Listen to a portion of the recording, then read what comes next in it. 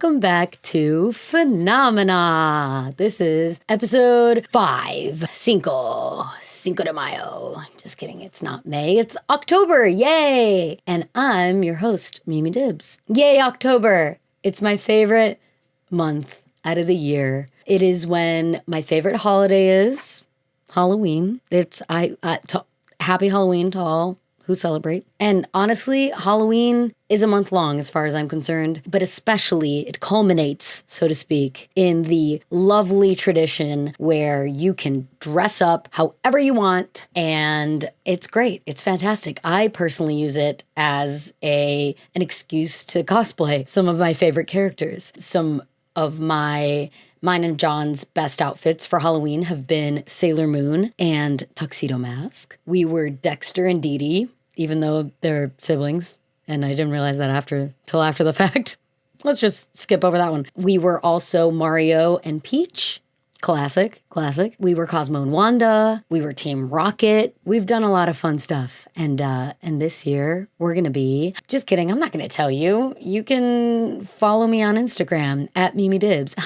Little shameless plug, @MimiDibs. Because I'll definitely be posting a ton about what we're going to be this Halloween. But yay! Happy Halloween month. Also, all the haunted houses are finally open, and it's spooky season. It's fall. I'm so excited. I came back from my bachelorette party this past weekend, and which was the beginning of October. I didn't even realize, but like the main day that we went out to the wineries was October 3rd, Mean Girls Day. He asked me what day it was. It's October 3rd. So that was iconic. Didn't even realize until I went to a mall nearby Sonoma, which is where we went to wineries. And I was trying to find like a white bathing suit because I forgot to pack one. Classic. And I got this really cute sweater that says, "Boo, you whore." And it has a ghost on it holding a phone, and it has heart eyes. It's very cute. Happy October! This week's episode, we're going to dive into Indigenous Nightmares. Thank you so much, Ruben, for coming up with that title, because I remember Angel, our lovely fourth and final Phenomena writer. She recently joined the crew as of last season. She wrote the sleep paralysis, right? Yeah, she wrote the sleep paralysis episode, and it was chock full of lore. So she's big into lore, which I love. And so we were going to do an episode about the Wendigo, but then we were like, but then if you talk about the Wendigo, we have to go into this thing and this other thing. So we just called it Indigenous Nightmares, because it's jam-packed with all of that fun stuff. It's fun and spooky. I guess this is probably going to be a spookier episode. Yay. Thank you so much, Angel, for writing this week's episode. It was supposed to be last week, but because this one is like so full of so many things, we decided to like swap Ruben's and Angel's episodes. So we did the Somerton Man last week, and this week we're doing Indigenous Nightmares. So let's get right into it, shall we? When Turtle Island falls into night, her monsters wake.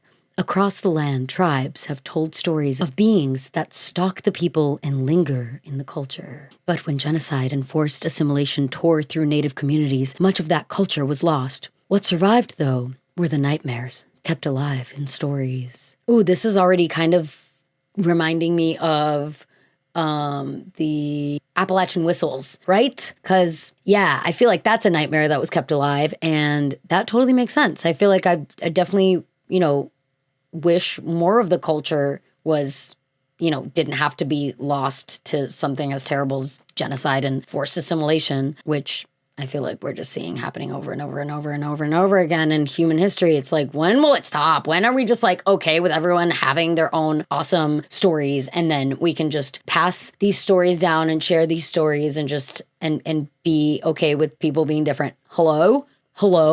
The nightmares, whispers, and now in Reddit threads and YouTube rabbit holes. Together, they keep pieces of ancient oral traditions alive. Good. I'm glad. Although I'm sad that it's the nightmare portions of it. I guess that's usually like fear is like such a primitive emotion that I feel like it's going to like stay with us whenever we hear like a spooky story. I feel like we'll just pass it on. So that makes sense. And there's so many of them. Like I said, we couldn't just do one of them. We had to this is like a 3-in-1. Today, we're talking about the big 3 in native cryptid horror lore. Say that 5 times real fast. Yeah, seriously. Native cryptid horror lore. Thank you for your trust in me, Mimi. Oh, this one is going to be a wild one as we explore the histories of what we see as a rock, paper, scissors situation. Ooh, filled with mistaken identity, witchcraft, and more unknown than a Schrodinger's box. Wow, yeah. Is it or is it not? Or is it both? Until we know which one it is, right? That's Schrodinger's cat, Schrodinger's box. All right, cool. So let's dive into the lore of the skinwalker, the wendigo, and the newest up-and-comer to the list of indigenous nightmares, the not deer, which I'd never heard of. An angel mentioned the not deer to me, and I was like, the not deer? Like it's like a knot? Or like not deer, N-O-T, like not deer. And it's not deer, which...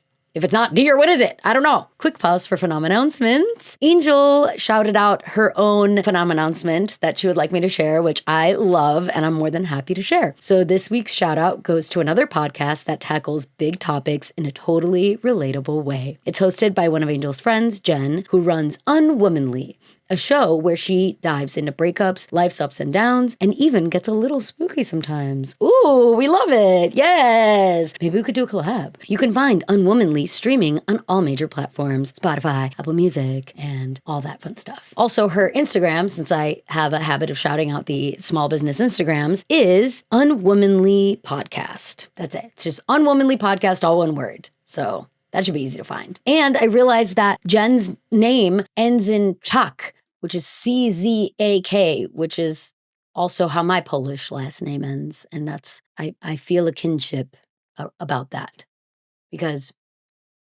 yeah, cool. Although, for a quick side tangent about my bachelorette party, which was so much fun. I had the best time ever. I love it. Obviously, look at the bows. We had the best time. For my bachelorette party, one of the decorations we had in the house was R.I.P. to her last name because everything was spooky themed. So my sash said bride or die. It said till death do us party. It was really, really fun. But specifically R.I.P. to her last name because I will be taking John's last name. I'm a firm believer in taking whatever last name you deem coolest or, compare or hyphening the two, whatever y'all want to do, honestly. For me, it's so much easier for me to take John's last name, so that's what I'll be doing. So Dibs will be no more, but I'll probably still, keep my Instagram as Mimi Dibs and my stage name, so to speak, is Mimi Dibs, right? Because I can't just change it midway through. What? I'm gonna have an identity crisis. Anyway, check out Unwomanly. That's cool. Nice. Back to the lore. All right, number 1, skinwalkers. That I swear we mentioned skinwalkers in the Appalachian Whistles episode, which is I think why this script reminds me of the Appalachian Whistles. But yes, skinwalkers are Native American witches. Witches? I love that. But is it witches like how we know witches? Or, I don't know. Not typical cryptids or native werewolves. They are people, sometimes trusted healers or leaders gifted with what many nations call medicine. Medicine people guided rituals, fought monsters, and often included two-spirited individuals with spiritual gifts. I love that. Oh, and Angel included a photo that looks a little creepy. Wait, I guess it's not that creepy. It's just because I print in black and white, and so everything seems a little eerie when it's, in black and white. It looks like a medicine person or just a Native American person sitting down and then another person dressed in animal skin, I think, coming to them. And I don't know if that's the medicine person or if the person sitting down is, but maybe we'll find out. Maybe that's the two spirits. I don't know. In Diné culture, a skinwalker, Yenaloshi. Yenaloshi is a corrupted medicine person or someone who has turned to witchcraft, aka the witchery way. Oh no, this is like black magic or hexing or dark magic, which is bad. And it's usually used to enact revenge and stuff from Wiccan witchcraft, which is what I know of, but I wonder if it's the same here. They shapeshift by wearing an animal's pelt, often a wolf or coyote. Oh, that explains why the person was wearing the animal skin. I thought it was a bear, but I guess it's a wolf or a coyote. Though any form is possible. Ooh, I guess that was the bad medicine person, corrupted medicine person. Ah! To gain this power, one must kill a close family member, breaking sacred trust. No. Oh no. Murder! That's bad. Oh my God. You're a murderer. That's already like, I feel like that changes a person. If they're a medicine person specifically, maybe they have access to like some crazy spells and stuff. Ooh, their abilities extend beyond shapeshifting. They can read minds, summon spirits, bring misfortune or illness, and even seize control through eye contact. No, this is like hypnotize people? This is terrible. And that's so scary to just see someone like walking up in like a wolf in sheep's clothing. Look at that. That's what these corrupt medicine people are, or skinwalkers. That's what they're called, skinwalkers, because they walk in the skin of oh my God, so many things are connecting for me right now. Skinwalkers, because they walk in the skin or the pelt of an animal. I did not know that's where that came from. Wow. Legends describe skinwalker societies across southwestern tribes. The Apache, Diné, Ute, Hopi, Pueblo, and Zuni. Fear of them led to the 1878 Navajo witch purge, leaving over 40 dead. Oh no. I didn't know so many societies had like a witch purge or a witch hunt, but it sounds like this was like trying to purge the like corrupt medicine people, I guess, because they were using their abilities for bad purposes. That's so interesting. Today, skinwalkers appear in pop culture as thin, pale figures or unnerving animals, sometimes conflated with werewolves. Oh, interesting. Okay. So in the beginning, we specified that this is not to be confused with werewolves, but sometimes they can be referred to as werewolves. The most terrifying part is... We didn't get to the most terrifying part? What do you mean? Was them walking in skin not terrifying enough? The most terrifying part, a skinwalker can turn back into a person while keeping its powers intact. Oh no. So you just don't know. You just don't know who a skinwalker is. That's terrible. If the desert hides the skinwalker, then the northern woods belong to something colder. Ooh, okay. So skinwalkers are of the desert, right? Then the northern woods belong to something colder. The second of the big three lurks deep in the woods, once home to the Algonquin nations, the Wendigo. The Wendigo! Also, there is a photo that Angel included that I'm not quite sure whether or not this is a Wendigo or a skinwalker, but I guess we'll find out. But this looks like a thin, pale figure, so maybe it's the skinwalker. And then no, never mind. No, the skinwalker is the previous photo. I'm sorry. The skinwalker is the previous photo, obviously with the person wearing the animal skin. This is the Wendigo. The Wendigo looks like Slenderman, and I don't like it. I don't like it one bit. Described as a tall, gaunt figure. It was once human who succumbed to cannibalism. Why? No. Succumb to cannibalism kind of sounds like maybe it was like a last resort, which like, I feel like if you're driven to cannibalism, like if you're like stuck on a desert island, like Yellow Jackets, the show Yellow Jackets, I feel like they had to resort to cannibalism, but that's like in order to survive. So like, but this is like someone turns into a Wendigo if they just like decide to, like they have a taste for human flesh, but they're not like, it's not like a last resort thing. It sounds like it's more someone that like developed a taste for humans, which is awful, either by choice or through the influence of a dark spirit. Okay. So not through desperation, because I feel like you can't really like judge someone that resorts to that if that's like their only way to survive, which I can't imagine. That's awful. But yeah, through a dark spirit, I hate that. A dark spirit just comes to you and is like, eat flesh. And you're like, oh, okay, well, I'm a carnivore. And they're like, no, eat human flesh. Which, speaking of, has anyone seen the movie Fresh? It's really good. I highly recommend it, especially during spooky season. Ooh, wait, I just realized this is like a very spooky episode. It's perfect for October. Wow. Amazing. So it actually makes sense that this was kind of switched because now we get to do this in October. Wow, I love when things fall into place. Across tribes, the legend is consistent. A person who gave in to cannibalism transforms into an insatiable skeletal figure. Oh, wow. So like they no matter how many humans they eat, they just can't get enough. They can't fill up on human meat. Ew. Oh, that's terrible. I did not know Wendigos were cannibals. There is something about cannibals that is so horrifying. Like, it's just, there's a lot there. And I don't know, in the movie Fresh, the guy tries to tell the girl like, oh, it's the most decadent thing. But then like, I do think that like some people that are like, you know, like resort to cannibalism because they like it for whatever reason. It's about power, I feel like, because it's like you're eating another. Nope. I'm barely a carnivore. Like, I like meat, but like if I get a weird bit, I'm like, no, actually, I'm good. I don't like meat anymore for right now. Like, I'm not. I don't think I'm like a regular meat eater. So no, thank you. Which I'm glad, because I'll never be a cannibal. But there's some people that like love like raw bloody steak or like blue steak, right? And that's like, I'm like, that's a little too like savage for me. That's like, you're just like, you like blood. That's no, thank you. No. From the Ottawa Valley. John was born in Ottawa. Fun fact.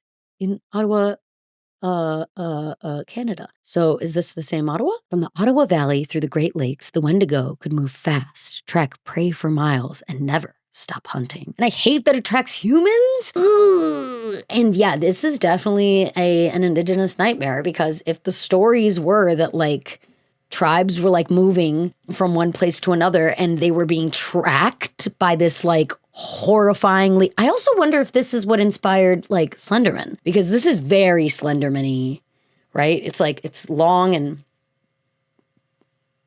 like lanky and like, I don't like it. I'm picturing it running and I don't want to picture it running. Why am I picturing it running? In 1878, a Cree trapper named Swift Runner killed and ate his family during a harsh winter. No. Oh no. And again, we're in this weird space of like, oh, if you need human meat to survive, like, is it bad? But like, don't kill your family. What? And like, I'm sure people can just like never be the same again. Like, I've only started watching Yellow Jackets. I haven't finished it, but like, I feel like it definitely also hints at the idea that like, once you've tasted like human flesh, like you can't, it's not like there's no going back, but like it changes you fundamentally. Like that's just, I don't like that. So it sounds like that, or maybe, yeah, right. He like succumbed to the influences of this dark spirit, or by choice, he just decided that like, oh, it's too cold. I can't find any like animals or greens to eat or anything to sustain myself. So he's going to kill his family and eat them. That's like a family annihilator, but like extra dark. Claiming he was possessed by the Wendigo spirit, giving rise to Wendigo psychosis. Is that a thing? Wendigo psychosis? People like being like, oh, and then one day he turned into a cannibal and it was out of nowhere. It was Wendigo psychosis. Like, horrifying. Very spooky. Oh my goodness. The Wendigo influenced modern horror. Games like Until Dawn. Until Dawn. Oh my God, me, Jodelle, and Ruben played Until Dawn. I think it was Until Dawn. Pretty sure. Depict it more faithfully, while movies and comics twist it into deer-headed monsters. Ooh. What? Okay. So, oh God, it's so horrible. The deer-headed monster brings us to the third and final of the big three, which is the not deer, a newer cryptid. And Angel kindly included another horrifying photo of a deer-like creature, but it's like standing on its hind legs, and it's not a deer. It's a not deer. It's a newer cryptid, which is interesting. The not deer appears ordinary until it doesn't. I hate that. One deer lingers while the herd moves on, staring, standing upright, or shifting into a hybrid of human and animal. Ooh, that kind of reminds me of Skinwalker again. What? Most sightings are in Appalachia. Called it. I knew the two were linked somehow. That's terrifying. And also, this totally makes sense how like we were going to talk about Wendigos, but then like also Skinwalkers, and like Skinwalkers share a lot, and Wendigos share a lot with the not deer. They're all kind of like almost the same. Maybe they're like the same creature described in different ways. I don't know. I'll let you decide that. But most sightings are in Appalachia, though reports span Turtle Island. Where's Turtle Island? Its ties to native lore are loose, but like a skinwalker, it mimics voices. See, I already put those two together. It mimics voices, radiates bad energy, and can shift shape. Ooh, I think deer are cute. And like, I feel like in the Midwest, you always see deer like in backyards and stuff. And now I'm going to be like, oh no, is that a not deer? That's terrifying. Some suggest not deer are skinwalkers in disguise. Right? Because skinwalkers can shapeshift into animals. I hate that. Oh no. Whew. So we have the skinwalker, the Wendigo, and the not deer. Online, the not deer thrives in Reddit threads. That makes sense. Also, I'd feel like creepypasta would get a hold of it. And like, I swear, I feel like these totally inspired Slenderman, which John was asking me if that's a phenomenon. And I guess it's kind of like an online phenomenon because of like the 2 little girls that like killed their other friend because they thought that like he made them do it, which is bizarre. And maybe we'll cover that because that's kind of like a psychosis phenomenon. Oh, and it says creepypastas right here. Oh my God. Wow. I'm clairvoyant after all. So the not deer thrives in Reddit threads, creepypastas, and the SCP foundations, blending modern storytelling with the same primal fear. The woods are watching, and sometimes the things in them aren't what they seem. Yeah. Whoa. So skinwalkers, I guess, are more in like the desert, it sounds like. And then the wendigos are in the forests, and the not deer are kind of in both, but also mainly in woods and like heavily wooded areas. And with that, let's get into the theories. Ooh. Wow. So much to unpack here. Number 1, the psychological explanation. Yeah. This one, I feel like this makes the most sense scientifically, but let's read about it. It could all be mental. From wendigo psychosis to religious psychosis, culture can sometimes become a burden for those already struggling. Some people might have even taken on the role of monsters, wearing predator skins and terrorizing others. Ooh, it's giving the purge. I hate that. Until those actions evolved into myths meant to scare people into behaving and reminding them not to give in to monstrous impulses. Ooh, yeah, like what happens when you give into psychosis and start like murdering and eating people. These like indigenous nightmares and stories were passed down as a way to like tell people like, hey, you know, if you're struggling, talk to someone, talk to one of us, you know, we can make sure that we're all not eating each other, right? Because that's not how society thrives. We're gonna all not eat each other. Got it. Perfect. Great. Didn't think I had to mention that, but here we are. Episode 5 of season 4, and we're talking about cannibalism. Who'da thunk? Explanation or theory number 2, the natural explanation. Some encounters could simply be misinterpretations of the natural world. Illness, injury, or deformity can make animals appear off. A malformed wolf, a seizing deer, or a creature moving strangely in the dark could easily seem supernatural to someone lost, tired, and alone. Even exhaustion and fear can twist what we see, turning a normal creature into a nightmare. That's wild. Also, this like, I'm wondering how people that were like lost and tired and alone and they swear they saw this, but like somehow got back to a society of some kind to like pass their story along and be like, no, I definitely saw something crazy out there. And, you know, obviously then either they had already known about this or they'd mentioned that. And then someone else was like, wait, that sounds like one of these 3. So that's crazy because I would think if you're like exhausted and fearful and alone, like that you probably wouldn't make it back to a society. But I guess some people did and then, you know, lived to tell the tale. Whereas I'm sure some people didn't. And then that's, where'd they go? Who knows? I don't like it. Theory number 3, the spiritual and cultural explanation. And then there's the most haunting possibility that they are real. No, this is a theory. No, I guess there's no way to tell. And cannibals are real, which is horrifying. And no one knows why or what makes people become cannibals. Aside from, like I said, desperation or very, very, very desperate measures, like like yellow jackets desperate measures. Okay, like you're stranded and there's only one way to survive. Like there's so many true crime cases of people that have like plane crashed and had to resort to like eating some of the people that didn't make it to survive until they were like rescued. And that's horrifying. And I'm sure people would not make that choice if they had a better one. But this is like talking about like cannibals that like want to eat humans because they just think it's a fun thing, which is, that's a type of psychosis in my opinion, I think. That's not right in the head. I feel. From a cultural lens, it's a delicate balance between understanding where these beliefs come from and believing that something truly exists out there. Yeah, okay, yeah. Because obviously we want to know like where these nightmares and stories kind of came from and what they could potentially be attributed to. It's also crazy that like, if it is something we thought of, like the human brain can think of such horrifying things like this. And then like, I hate that I don't like this theory. The fact that it's potentially real. Like, what do you mean? No, I don't want it to be. I guess this is right up the spooky October alley. But man, Angel, who is half Diné / Navajo and Lakota Teton Sioux. Ooh, that's so cool. Yeah, Angel mentioned to me that they really wanted to cover these because they themselves are half Diné and Navajo and half Lakota Teton Sioux, which is very cool. So this is great that you got to like research a little bit more into this. But yeah, she describes this as a deeply personal topic. In their culture, Angel identifies as Winkte. Winkte?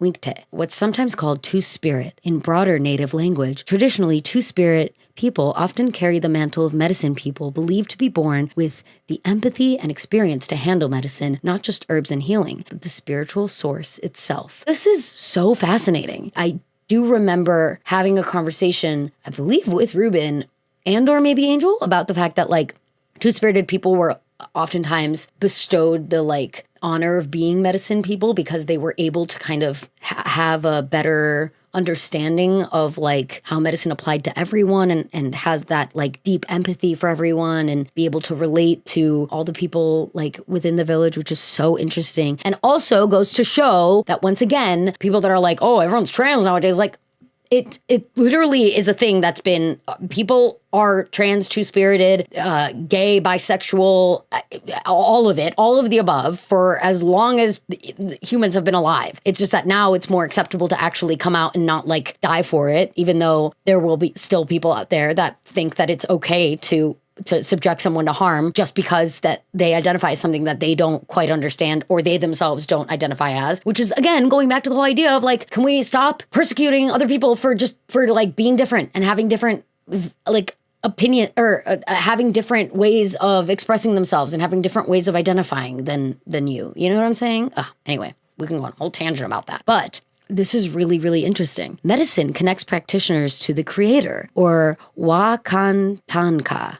Ooh, Wakantanka, the great mystery, a pool of energy found in all things. Ooh, I like that. I feel like that's kind of where my spirituality lies, even though I'm atheist. I believe in like a oneness across everything and everyone, which is also why like if you resort to like cannibalism, or I guess in some instances like even eating meat, which I do, so you know, it's like you're like eating a part of yourself, which is It's wild. I like can't get too in my head about it because then I don't know what to do. I feel like especially with cannibalism, it's like you're eating a part of yourself, which is not, don't like, that's even worse. Like you're eating a member of your species. Ugh, don't be cannibals, guys. You know, maybe let's just not do that. Don't be cannibals anymore, please. It's a power that can be assessed and worked with, but only through intense mental and spiritual discipline. Yeah. Angel once recalled a lesson from their favorite teacher.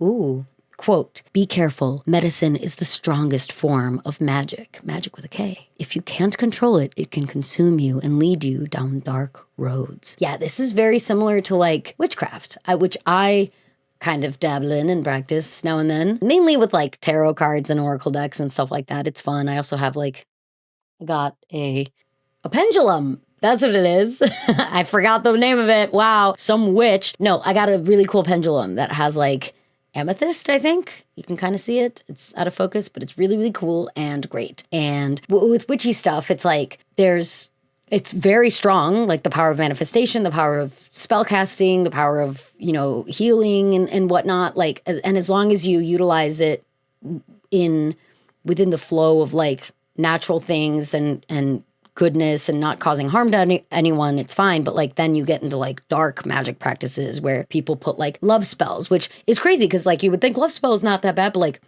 if like if any of the like folklores about love spells have taught us anything, it's that you can't put a spell on someone to love you.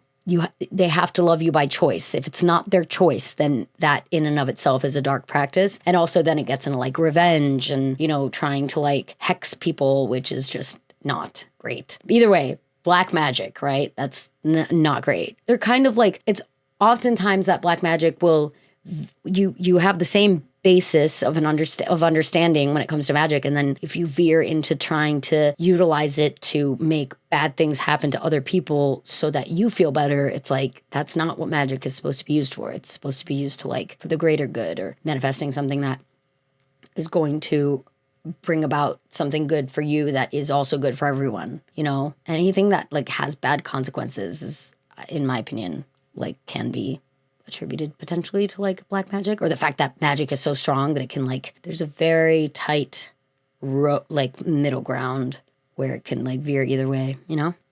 So if there truly are monsters across Turtle Island, and tribes everywhere have spoken of them, then whatever they must be powerful enough to bend the very laws of nature. That's terrifying, because like, I thought the laws applied to everyone, but not to people that can bend them? What do you mean? What? Like, they're like, and now we can eat humans. And you're like, no, I'm still on the cannibalism thing.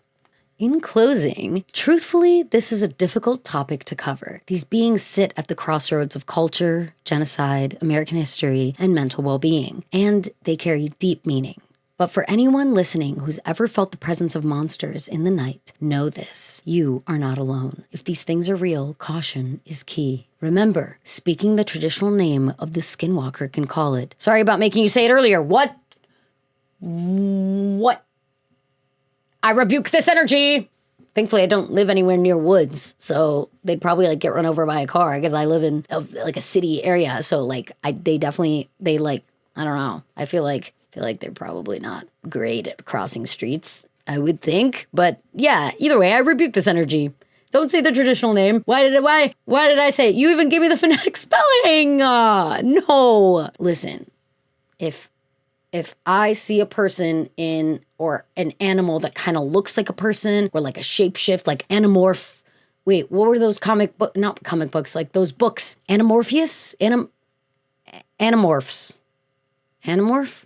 You know what I'm talking about, with like, it had the person and then all the different middle ground between them and whatever animal they shifted into. That reminds me of druids from World of Warcraft, right? Aren't they shapeshifters? I'm pretty sure. Look at me knowing little wow facts. It's only because I watched the movie, and the little redheaded girl is a druid, and she can shift into animals, and it's pretty cool. She's a cool shapeshifter, not a skinwalker type that like hunts people. Another reminder, thoughts of cannibalism or other dark acts can open doors to the dark side. Yeah, don't consider cannibalism ever. Like I said, unless it's very, very dire circumstances, and even then, it's not something that people ever feel great about having to do. And thankfully, many of us don't have to do that. So don't do it, please. Or any dark acts. I would almost like put like pedophilia, PDF, if you know what I mean. I don't want to say the word, but like into this, because it's like, that's a dark act that, again, I would kind of wrap up in this. Like, this is like, that's like not okay. You're eating people against their will. You are doing dark things. You're engaging in dark, sinister stuff. And it can call upon one of these three spirits, or maybe all three, or are they one and the same? Again, I still don't have an opinion about that, but they do all kind of like seem like they are very fluid from one to the other. They share a lot of similarities, which is wild. And if the world starts to feel off or unnatural, trust yourself. It's more than okay to turn around and walk away. Ooh, wow. Thanks, Angel. I appreciate you putting all that research and effort into telling the story. Although I know the original script was like 8 pages long, and I unfortunately am not able to read that whole thing. This episode would be like an hour and a half long. Ruben cut it down a little bit while still keeping a lot of the meat of the episode. And now I feel weird about saying meat after all this cannibalism talk, but you know what I mean. They kept a lot of the very important stuff in there. So I feel like I have a pretty good grasp of what a skinwalker, a wendigo, and a knot deer is. Do you? Did you know of these before? Let me know if you did. Definitely, because I didn't. I'd heard the name wendigo, the term wendigo rather, but I didn't really know what it meant. And then skinwalker was mentioned in Appalachian Whistles, but again, I thought skinwalkers were more like mimics, or like when you hear someone that sounds like someone you know saying your name, but is not really right? I guess, is that a power a skinwalker also has? I don't know, but not deer is brand new to me. So I feel like anything that's not deer. Also, I like deer. What about Bambi? I don't want to be scared of deers, but now I kind of am a little bit. At least if they're acting funky. I don't know. Quick reminder, we have an Expedia link for season 4, which is expedia.com/affiliates/phenomena/season 4. Book your next trip to the Appalachian Mountains, any woodsy area, the desert, Turtle Island, which I still don't know where that is. And I don't know if I'm expected to know where that is, but does it have many turtles? Why is it called Turtle Island? Does it look like a turtle? I don't know. I have to look into that. If you go to any of those, definitely use the Expedia affiliate link. But also you can use it to book anything for any trip that you're taking anytime soon. So help us out and use the affiliate link so that Expedia is like, wow, the Phenomena is really good at sending people. We should give them like discount codes and stuff to give out. So there you go. The Poke Pick for this week. Ooh, the Poke Pick is Zoroark. Zoroark, the illusion fox Pokemon. It's a fox, which I love foxes. Foxes are my favorite animals, but I don't like these indigenous nightmare creatures. And I'm sad that this is like associated with it, but I do very much agree with this Pokepick because Zoroark it's an illusion fox Pokemon. It definitely is more of like that shapeshiftery Pokemon. It is dark. I know that for a fact. And it's usually like black and red, I think. It's a really cool Pokemon, actually. Pokedex entry with its disheveled white fur. Oh, it's white. Never mind. With its disheveled white fur, it looks like an embodiment of death. Heedless of its own safety, Zoroark attacks its nemesis with a bitter energy so intense it lacerates its own body. I didn't know that. What do you mean? I've had Zoroark in my party. He hasn't died as a result of battling a Pokemon, but I guess it says it's nemesis, which... Who is Zoroark's nemesis? Is it the one that is like the werewolf type of Pokemon? Rock... I forgot the name. Shoot. I'll think of it after and then I'll put it on the screen. So that's the nemesis. And, God forbid they ever get into it. He attacks with such bitter energy, so intense it lacerates its own body. Oh my goodness. That's not good. Let go of that energy. Zoroark, you need to go to like a rehab place where you just like chill and are near a stream and reconnect with nature. Let go of that energy, man. We don't need bitter energy here. It's just positive vibes, dude. Heck yeah, dude. That is a great Pokepick. I completely agree with it.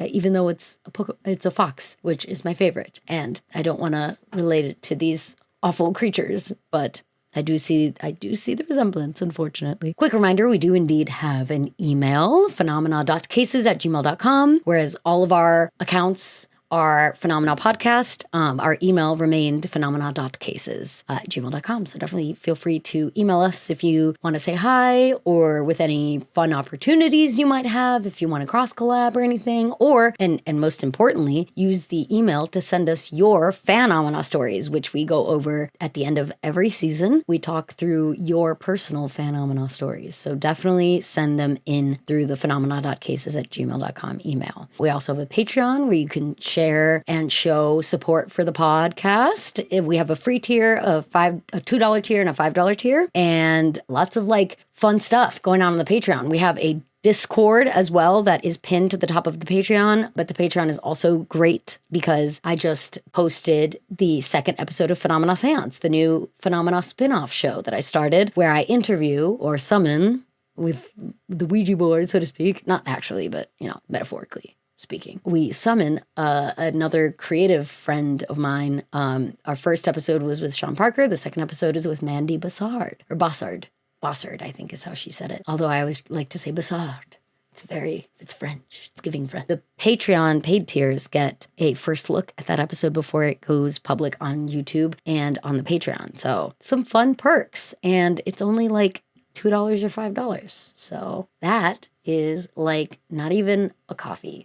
But it helps us so much, and you get some cool perks out of it, so think about it. But regardless, if you join the free tier, I also post my favorite GIF and the Pokepick, and I also post that on Discord, and it's really fun. New episodes come out every Wednesday at 6 p.m. PST, and next time on Phenomena, we'll be talking about the Havana Syndrome. Ooh.